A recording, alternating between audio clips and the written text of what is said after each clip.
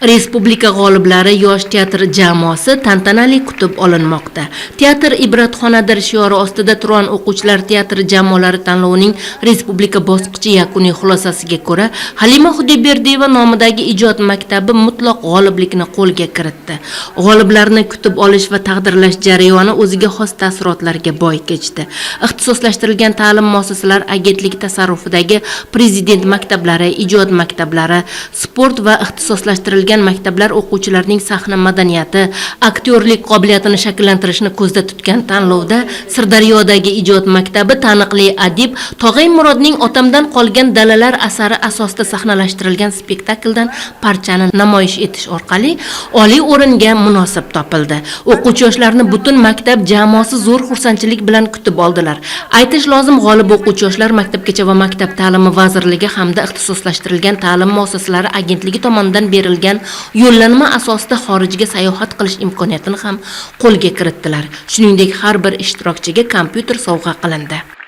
Taniqli yozuvchimiz Tog'ay Murod qalamiga mansub Otamdan qolgan dalalar asari asosida biz sahna ko'rinishini, spektaklni sahnalashtirdik. Tanlovda butun respublika jamoalari orasida namoyish etib, dastavval tomoshabinlarning olqishlari, undan so'ng o'sha mutaxassislar, hakamlarning olqishlariga sazovor bo'lib, birinchi o'rinni qo'lga kiritganligimiz bu hamma o'quvchilarimizga va butun maktabimiz jamoasiga bir faxr va sharaf bo'ldiki, bu bizning ikkinchi g'alabamiz. O'tgan yilgi tanlovda ham biz birinchi o'rinni qo'lga kiritgan edik. Bu yil esa mana shu kubokni saqlab qoldik. Ikkinchi marotaba g'oliblikni qo'lga kiritdik. Xitoy Respublikasiga ta'lim sayohatini Taniqli adiblar, dramaturglarning asarlariga murojaat qilish va yetuk teatr aktyorlari ijro etgan rollarni mahorat bilan namoyish etish imkoniyati berilgan o'quvchi yoshlar mas'uliyatni his qilish barobarida o'z imkoniyatlarini oshirmoqda desak mubolag'a emas.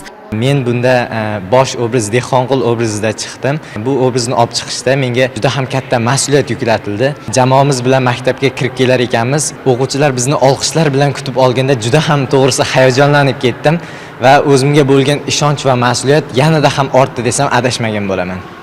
Yoshlarning sahna madaniyati, aktyorlik qobiliyatini shakllantirishni ko'zda tutgan tanlovning respublika bosqichida Halima Xudoyberdiyeva nomidagi ijod maktabi 2 bor mutlaq g'olib bo'lganligi mazkur maktabdagi ijodiy erkinlik muhitini namoyon etadi.